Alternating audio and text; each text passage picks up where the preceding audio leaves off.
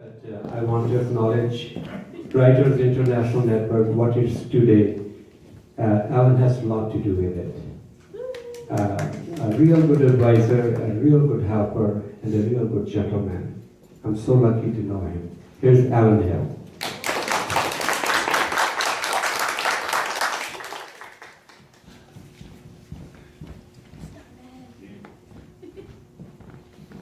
Ashok, it's such a pleasure to know you and be involved with WIN and to be part of this family. It's, in my years of in my 10 years in Canada, knowing you guys has made it very special, so thank you. I've got just 3 short poems. The first one, for the first time in my life last summer, I went on a writing retreat with Patrick Lane. It was very, it was a great experience. And I was told to write a poem about the night of my conception. Technically I wasn't there. Well, I wasn't there for most of it anyway. Maybe I was there for some of it towards the end, I don't know.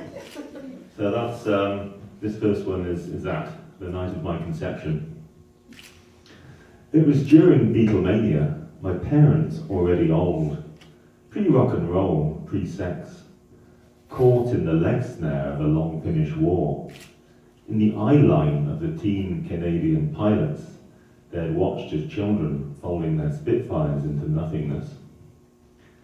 My parents' love was giggling in darkness, a slipping from brill cream, silk and tweed, bomb shelter, love shelter, to birth me underground, the earth shaking over me, dust sprinkling down as I came complete. In snickering and blushes I appeared, found another half, held on for dear life, for a life.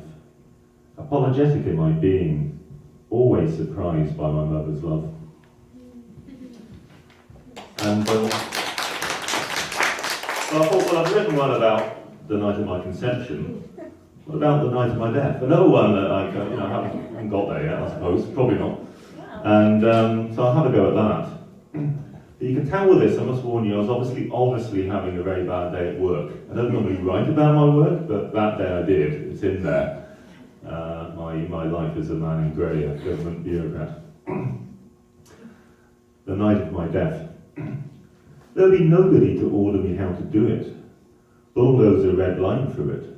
Force me to start again. Reinvent me as a 5-year-old for their own aggrandizement. Fill out a report, application, a plan for funding, balance sheet, credit check.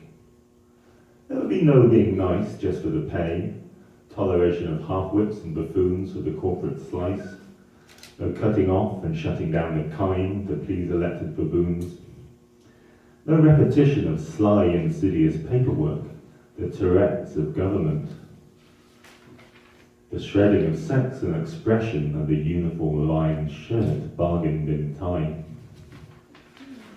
As a boy, I waited in bushes, sensed the approaching fox by the forest clearing. I heard the rustle first, the birthing nose and head, the emergence of the synapse-in body, in its clarity of purpose, weak of contentment in being, in the following of desire, no delay, deferral, as it folded its flesh through trees, disappeared itself back into the undergrowth. Thank you.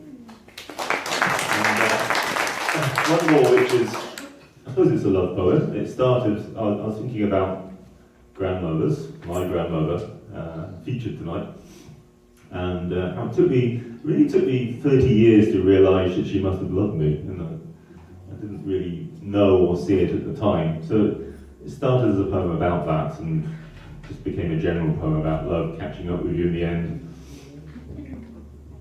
even though you try and escape it. It's called Love Eventually. At 3 a.m, marinated in the loneliness of a dark bedroom, where love is an old horse pissing, insistent, driven, that has bucked its saddle into the air, will not be ridden, has come complete in unsighted stomping, kicking to crack the furniture of me, the logic of its own non-existence, like Bigfoot or the unicorn, stupid, nonsensical, still with us. had not acknowledged that a tear had purpose, intent, was a loaded bomb, that once exploded could have a half-life of a lifetime, that you could come to carry it inside, one drop could drown you, that I would transport love's mark on my skin, be its tired Sherpa, to schlepp it across continents, as it bedded in, burrowed itself whole, moved inch by inch towards my heart, to block the flow, deny me as I once denied. Thank you.